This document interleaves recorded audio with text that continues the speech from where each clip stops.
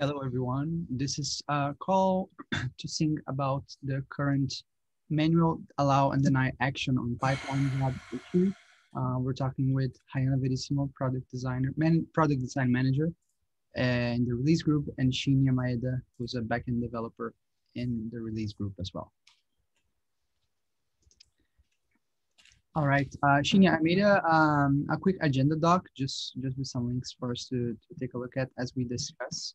So I'm gonna state the problem, the aspect of it as I understood, and then you can correct me if there's anything wrong, and then we go from there. Sounds good? Yes, good. Also, I'd like to show you how the typical CICD workflow is built, like very simple workflow example, so that you don't have an idea like why I keep saying the same thing again and again, like matrix-oriented approach seems wrong. Yeah, so the main purpose in this call for me is explaining that thing. Yeah, maybe we can start with that instead. Oh, okay, cool. If you want to share your screen, I think it's even better. Well, so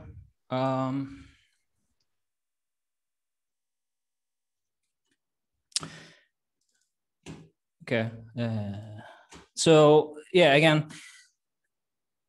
let's try to the role playing that how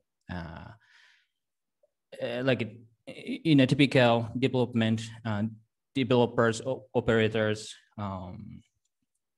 situation, like there's a one project and then let's say 3 personas. One is developer, and then QA artist, QA checker, and then infrastructure engineer. And then as a developer, is there the responsibility is to write the code and then commit to master branch. And then infrastructure engineer is to deploy the code, to merge the code to the production environment. And then this approval feature is kind of helping infrastructure engineer that like imagine that there's a deployment button, like manual action, manual job.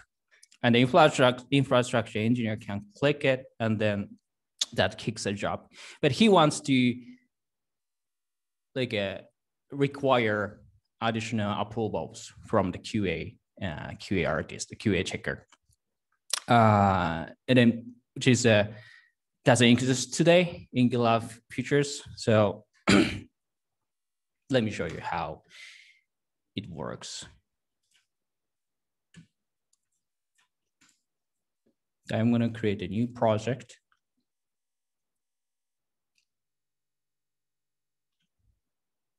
I'm going to deploy approval test. Let's say I created this new project, and then let's say I'm a developer here. Maybe Daniel, you can be your infrastructure engineer in this case. So first, we're going to set up the CICD workflow. There's a builder job, and then it's a test job. These 2 jobs are executed in any branches, especially these jobs are useful in merge requests, like verifying that code or new changes are correct and then doesn't have any bugs. And then deploy, that's a production job.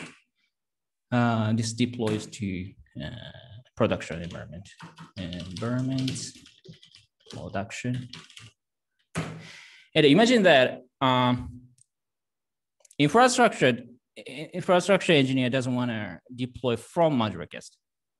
They want to deploy from master branch. Like, this is the very, the basic concept of continuous delivery. It's even the same, like auto DevOps.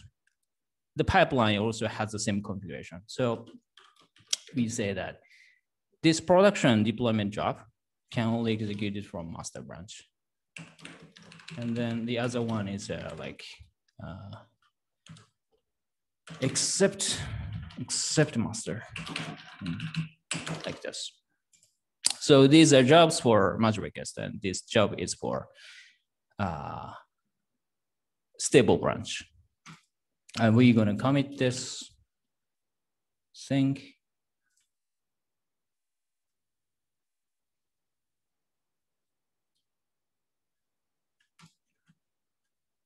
It takes a long time.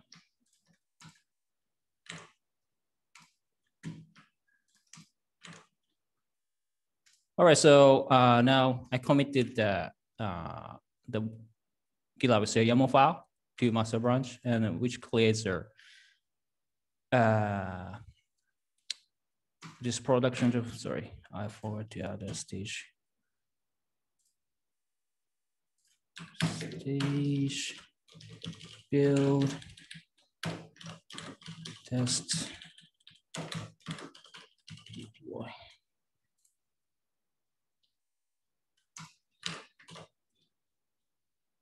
Cool. Now we are saying that this pipeline is deploy, has only deploy stage which has a production deployment job.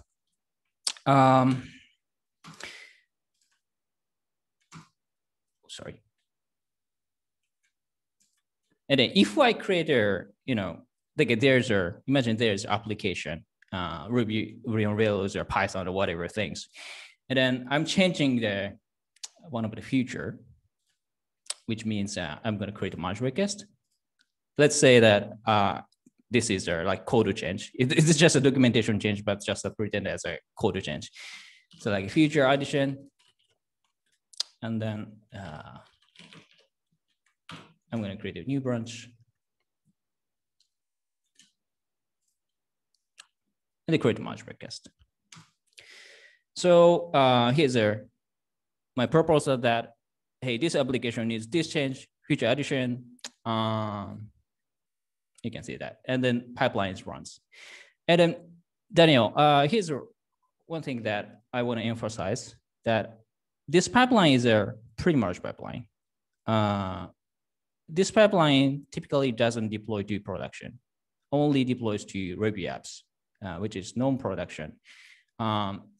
Typically, this pipeline doesn't require any approvals. Because imagine that infrastructure engineer doesn't care that whatever developers creates development environments or testing environments. So this pipeline goes.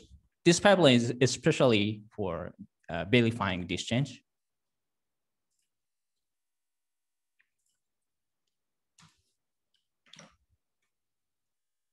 Let's wait a bit.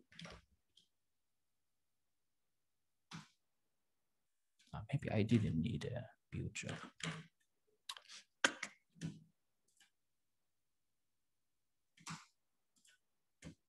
Well, just one sec.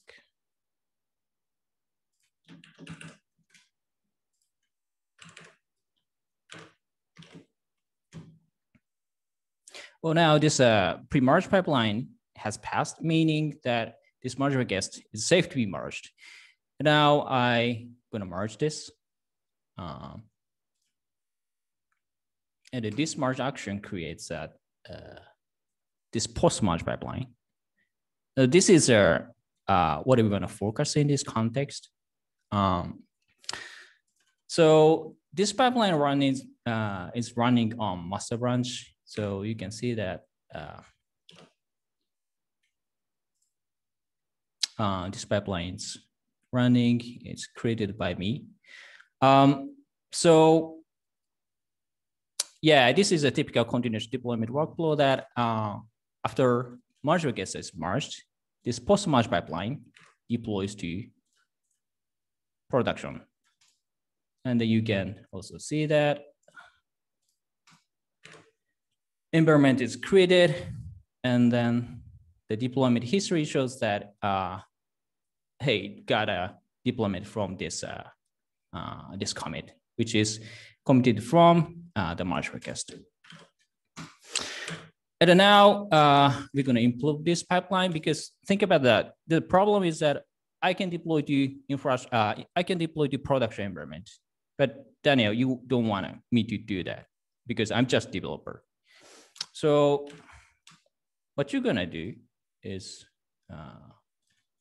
maybe at first make it manual job. So like the job won't automatically execute it, but you have to click it, the play button. Manual.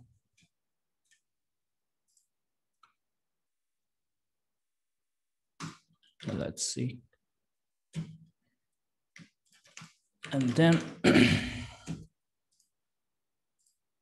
now this here is a pipeline on the master branch, the stable branch, and the production job is shown as a manual, so that it won't be automatically executed. Even the merge, a new merge case is merged, it doesn't deploy automatically.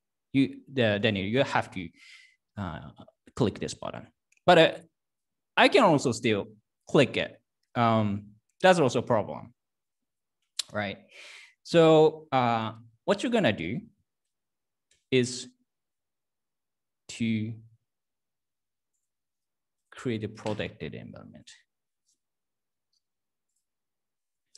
So you can protect an environment that only authorized users can deploy to, can execute the deployment job. So in this case,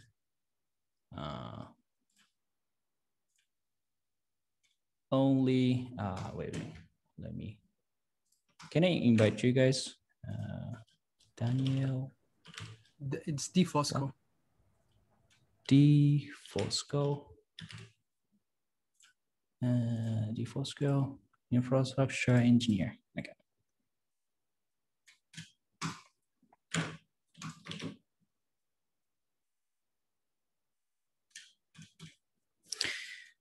And then you, as an infrastructure engineer, visits to the project level configuration, protected environments, and then set up the new protection rule that only you, Daniel, can execute your job. So you choose you, and then click the protect button. So now its production environment is protected, meaning I can execute this job. So it's cool for now. And now, if I'm seeing this screen as Daniel, I can see the play button that I can deploy to the production server. And then the problem in this issue that we don't want to require additional approvals. Let's say that Rayana is a QA artist. And then how do you want her to join in this loop? And then like requires approvals, or even showing the approval history, who approved, who is eligible for approvals, etc. So can you start showing? Can you start sharing a screen in your Daniel, and then? Yeah, of course. Okay. In this project, yep. Cool. So you can. The first question for you as an infrastructure engineer is, how do you know that, like, deployments, the manual deployments are available? let's say like there are a bunch of 100 merge requests have been merged, 100 pipelines created on the master branch, and 100 manual deployment jobs are waiting for you to click the execute job. And in addition, like Hyannis approval. How do you see that? Right. Yeah. You would have to, I mean, I would probably see 100 of these, right? In the pipeline view. Yeah. So even the pipeline view is very inconvenient that you're seeing that pipelines on master branch and also future branch, but you don't want to, you don't care future branch. What do you care is only master branch, that what happening on master branch. So one answer for this problem is that you visit the environment page. Can you go to the, can you open the left pane? And then go to operations, environments, and then click the production. Yeah,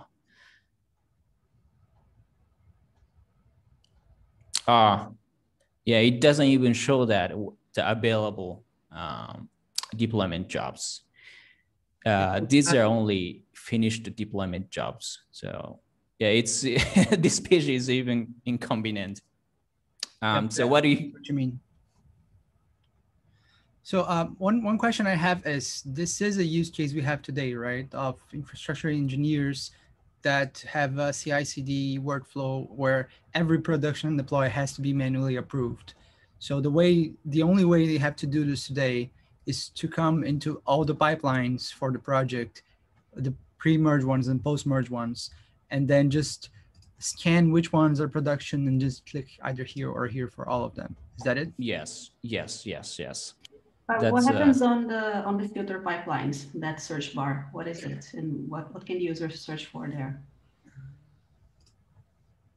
I guess it could filter by skipped, but I assume if there are other stages in the pre-merge ones that are also skipped, they would also show up here. Maybe you filter by branch names in this case. Yeah, but that's another, okay, it would be possible, but it's an extra step and not everyone would like to go and keep searching for things. Yeah, the most intuitive. Yeah, the most reasonable feature in this case is that showing all available deployment job in environment page, not the pipeline page. Yeah. So I think that infrastructure engineer wants to take an action in that page, not instead of pipeline or not even merge request. So yeah, this is a reason that why I suggested that maybe we should build this feature around environment / deployment page, which you can click from the left pane, operations, environment. Yeah, I think it makes a lot of sense. For me, the piece that was missing for me to understand was the difference between the pre-merge and the post-merge pipeline, because that wasn't very clear for me. I would see two pipeline widgets in a merge request, and I was just assuming that the pipeline was running twice, maybe because the merge request was updated or for some other reason. So yeah, having the post-merge pipeline running the production deployment only on the main branch, that makes a lot more sense than what I was thinking. Yeah, so one thing is that we can improve in this page is showing all manual jobs, like deployment jobs waiting for execution. So I think it's easy from backend perspective. We can show that like these available jobs.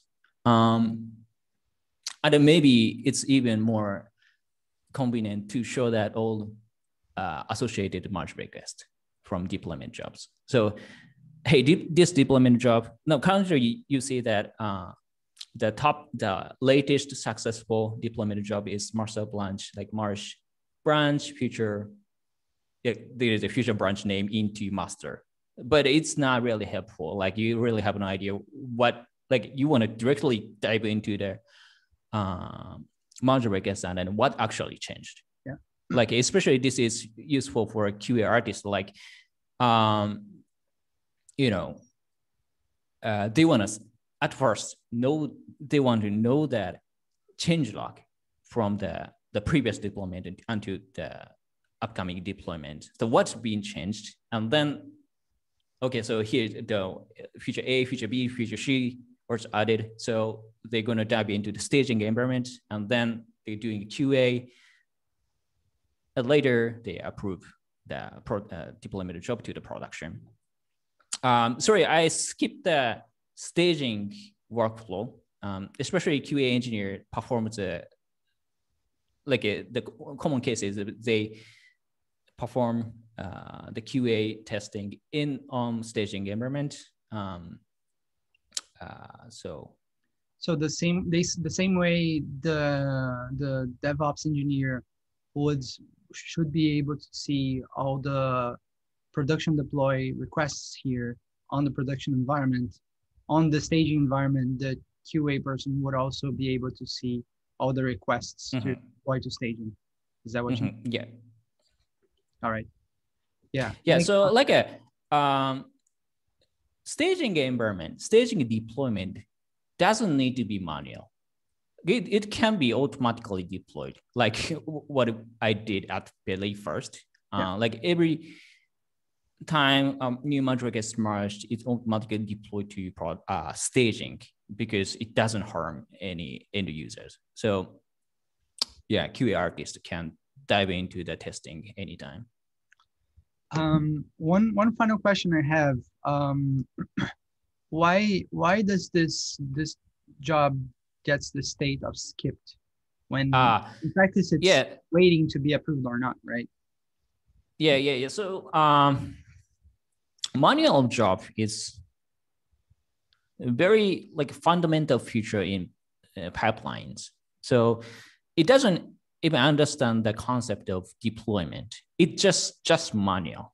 And then this job, from pipeline perspective, very fundamental pipeline perspective, it's just manual job. And then if it doesn't need to be executed, so it just skipped. Right. So this pipeline state, it just skipped.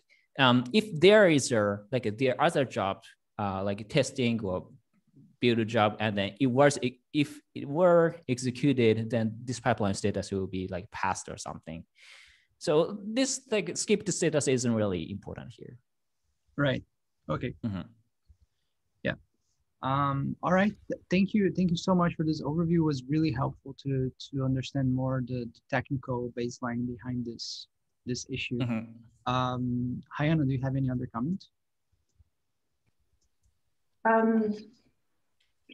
No, not related to what Shinya explained, but I'm curious to understand it, Daniel.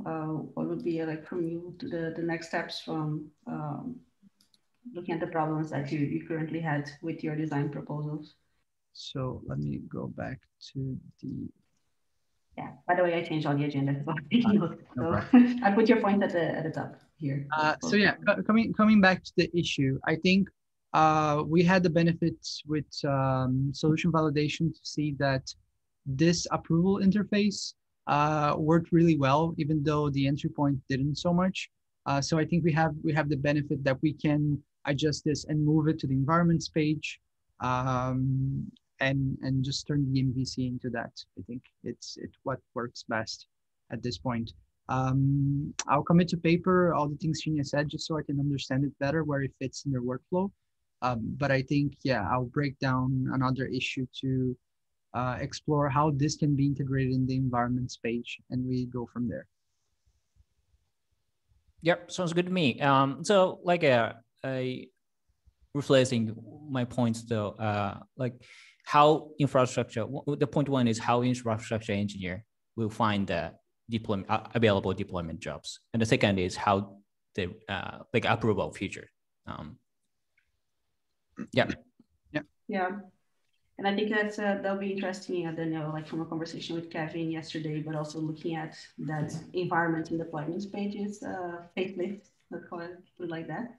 I think it would be interesting to see on the insights, but also what are the issues that we already have for the environments reordering page, filtered search, these things, because just giving, I'm here infiltrated, but I think there are a lot of different priorities for that page in terms of, improving the usability, discoverability of the issues. And I think it would be nice to just have like a, I don't know, top 5 list of boring solutions, you know, the low-hanging fruits that we can have to improve this findability of the manual jobs or the things that need approval on the leads field. That would be super cool. Yeah, I think definitely I have to take another close look at the list of bugs and small issues we have for the environments page, because I also don't feel 100% comfortable to just add this feature there at the state it's at. So yeah, let's do this auditing and come back to it.